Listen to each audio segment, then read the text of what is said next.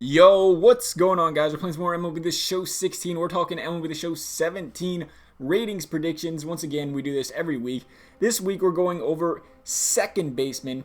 So let's go ahead and dive right into it. First thing I want to say, though, is there's no Gene Segura on the list. There's no Matt Carpenter on the list because both of them guys, I expect Segura to go be a shortstop, and Matt Carpenter usually plays first base, sometimes plays third. So I don't expect him to be a second baseman going into MLB The Show 17 either.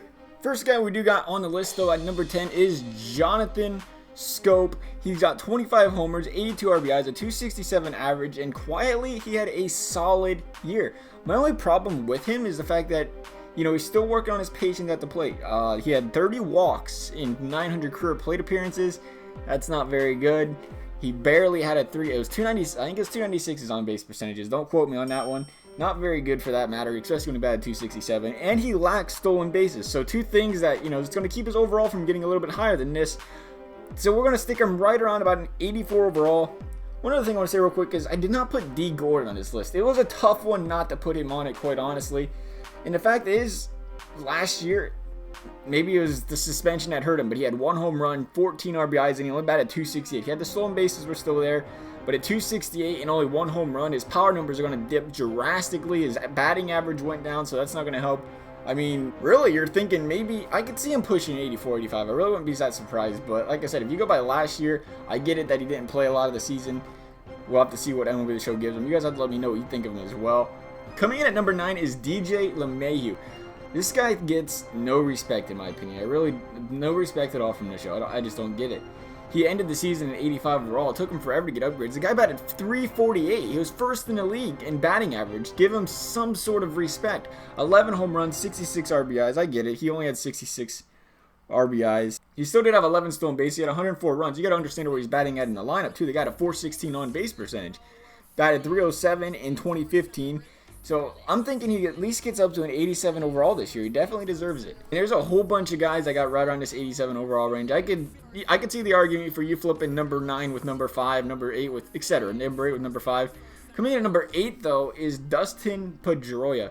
Batted 318, had 15 home runs, 74 RBIs, 105 runs, and he was another Red Sox that just tore the cover off the ball this season. I think he's going to slide in there at an 87 overall as well. Coming in at number 7 is Jason Kipnis. 23 homers, 82 RBIs, 275 average, and 15 stolen bases. You see him sliding over Pedroia. I think the stolen bases give him the edge.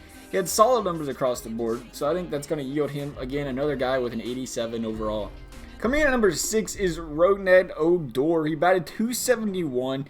He had 33 homers, 88 RBIs, 14 stolen bases. He's improved each year since coming into the league. I'd assume his power and probably his arm strength get a little bit of a boost from this, right? Rougned said nope.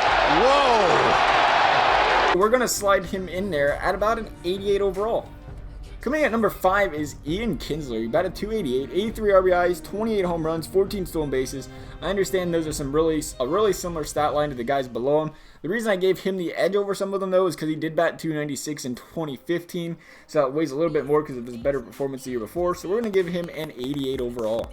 Coming in at number 4 is Brian Dozier. He batted 268, 42 homers, 99 RBIs.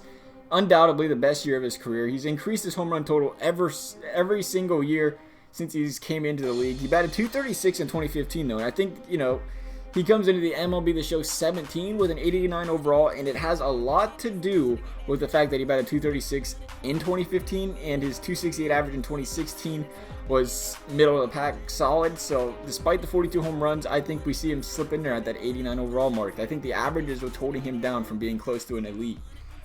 Coming in at number 3 is Daniel Murphy. Batted 347, second best in the MLB. Had 25 homers, 104 RBIs, which is again best for second baseman.